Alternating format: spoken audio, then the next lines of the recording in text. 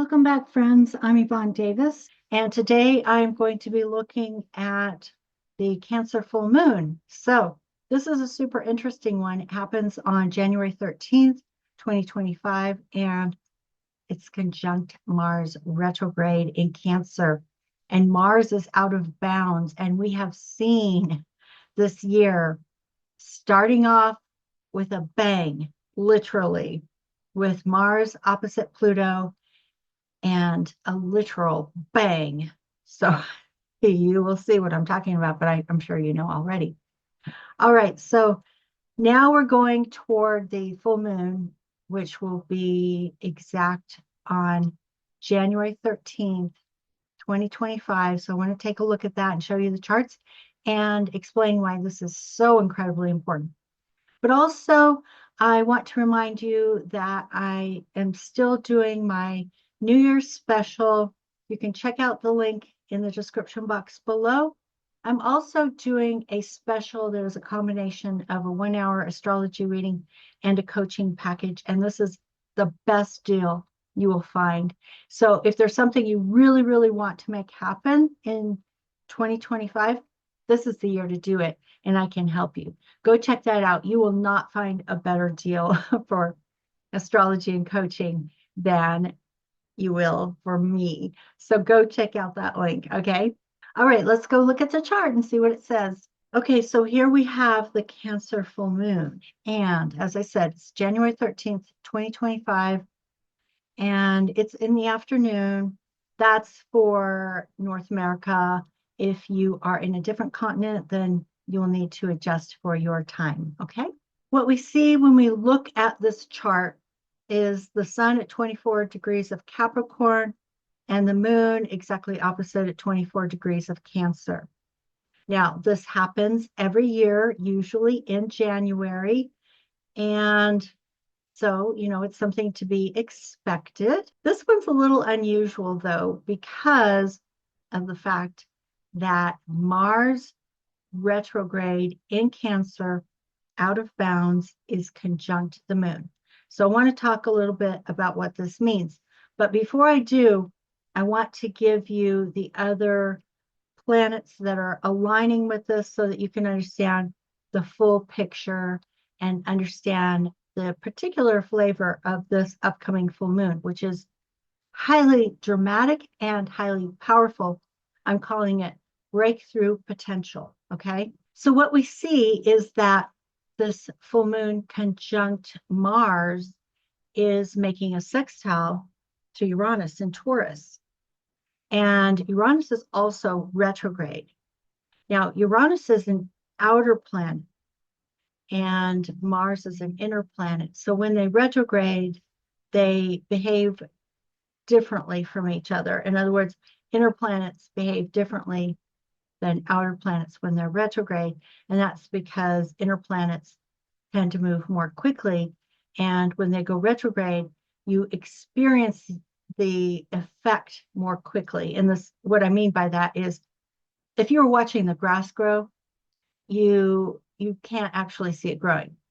But if you planted the seed and you watered and you set it on a timer and you went away and then you came back after a week, 2 weeks, 3 weeks, in this case with Mars retrograde, it's going to be in Cancer for 4 months, 2 months retrograde and 2 months direct. And at the end of that, it's going to make its third and final opposition to Pluto on April 26th or 27th, around that time. And we've already seen what Mars retrograde brought. Pretty mind-blowing. All right, so those are events that you can see because they happen more quickly. You notice them in your life, either internally or externally, but you can notice them more because they move more quickly than the outer planets when the outer planets are retrograde, okay? The outer planet retrogrades, because they're slower, you don't see it. It's like trying to watch the grass grow. And so you don't really see the effects. But it is having an effect. It's having some kind of transformative effect.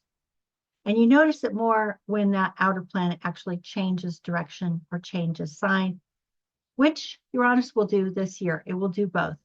It will station direct So we may notice it on that day, and it will also change signs. In July, it will shift into Gemini.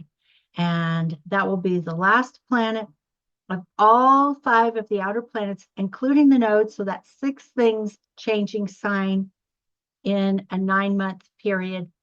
By the time Uranus moves into Gemini in July, that will be the last one. And that is so intense to have all of that happening within a 9-month period. Wow. All right, the other thing that this full moon conjunct Mars is doing is it is trining the planets in Pisces. And I am really happy about this because of the fact that the North Node is there.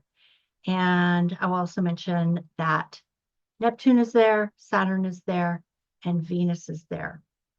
And so during this time period, which is so long, it's almost 4 months, we will also see the Sun and Mercury move into Pisces. And so they will have the potential to form trines with Mars retrograde and or direct in Cancer during that 4 months, okay? So there's something going on in these particular areas of your life. So you really need to know what house is Cancer in for both your ascendant and your sun sign, and what house is Pisces in for both your ascendant and your sun sign. And the reason is because wherever this is happening, that is where you are going to experience the most profound change. And you want to look at both, okay? Now, some people have their sun in the same sign and house as their ascendant, but most people it's different, okay? So you want to look at both because both will be active. So for an example, if you have your ascendant in Cancer, so that'd be first house where the full moon and Mars retrograde are, that will put Pisces in your 9th house. So it'd have something to do with you personally, your sense of self, your personality, your self-image, your belief systems, and how you interact with the information in the world, with consciousness expansion. Those are all 9th house issues, and also travel is a 9th house issue, or interacting with people or information that come in the 9th house. So, you know, that's going to be something that would be going on for you with Uranus in the 11th house. And the 11th house is a relationship house. So you would probably have something going on around there, whether it's in an academic environment, legal environment, travel, foreigners, publishing, broadcasting, something like that. Or just your belief systems, like philosophy or spiritual beliefs, or something that you're learning. So your consciousness is expanding in that way, okay? And that can be really exciting. And then you would look at where else is this happening? And those houses would be activated in a different way. So you want to look at both. And I think that this is going to bring such exciting change, specifically because of not only the moon, the full moon, being conjunct Mars, which is super powerful in itself, but that trine to those planets in Pisces is just phenomenal. And then you add in that sextile with Uranus and Taurus, and we have so much potential for an incredibly powerful breakthrough. Because the thing about Mars is the warrior. Mars is the action planet. It wants us to take action. And action is how we change our lives.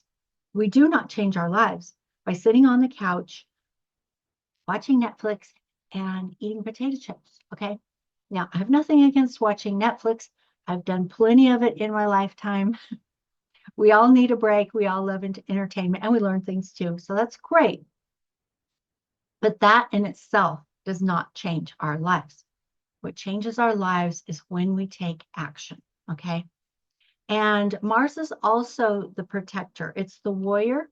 So it takes action to make things happen. It's our motivation in the world. It's also how we protect ourselves and how we get our needs met, okay? So if there is, for example, a boundary issue, if there's a power dynamic going on, that's where you need to look really, really deeply with the Mars in Cancer retrograde, because it's doing this really deep excavation. Think about it, like an earth mover going in, scooping up the dirt and moving it out of the way, scooping it up, moving it out, scooping it up, moving it out. We are going deep, really, really deep. We are excavating, and we are learning some incredible lessons about ourselves, about the way we interact with others, and how we take action in the world, how we protect our boundaries in those relationships and in the world, and make things happen so that we can live the lives that we want. But that requires making change. Again, if you're just lying on the couch watching Netflix, you are not making change.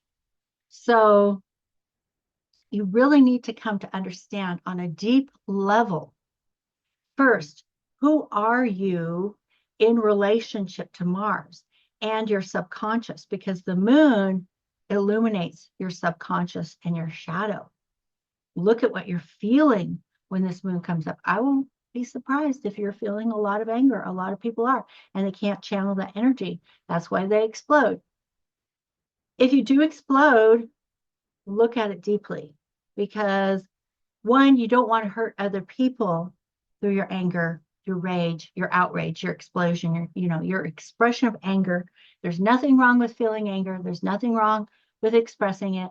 It's how you express it. You don't want to repress it. You do want to express it, but you want to do it in a way that is creative and constructive, okay? So if you need to say something to someone, or if you just need to change what's going on in your own head, because that's where we first have to set our boundaries and make decisions about ourselves at the subconscious level so that we can bring it up to the conscious mind and turn it into action to create the lives that we want. But first, we have to understand what is going on down there in the subconscious and in the shadow. Okay, that's why we do this deep excavation.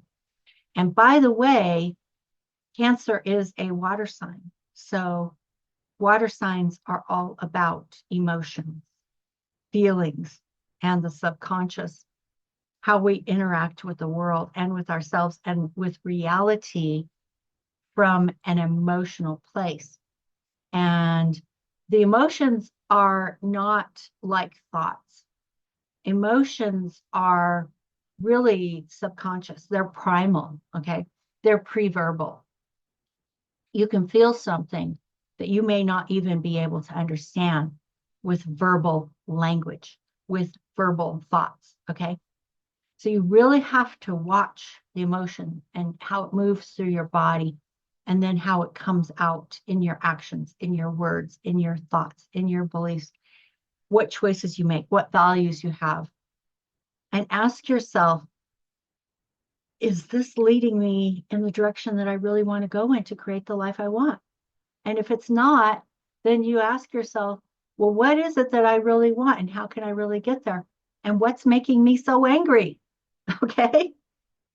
And I can tell you, if you look really deeply at what's making you so angry, and don't blame other people or situations in the world, but take responsibility for that and say, well, I'm not happy with the way this relationship is going because it's a boundary issue, or I feel manipulated, or I feel judged, and I am not satisfied with that. I'm not going to allow that in my life anymore. And once you change that internally, you send out the energy that begins to change the world outside of you. Okay. You don't start with the world outside of you, you start inside. You make decisions about yourself and what you value and what matters to you and what your needs are. And then you work toward getting those needs met through the action. And sometimes the action is the expression of your thoughts and feelings in a way that is constructive and creative. So it moves you in the direction that you want to go in. Okay. So overall, there's incredible potential for something really, really positive for us to move in the direction of our evolution, which is the North Node, for us to move toward ideals, which is Neptune, for us to ground that in our long-term reality, which is Saturn, and to really have the expression of love and beauty and wealth, which is Venus. There's so much potential here.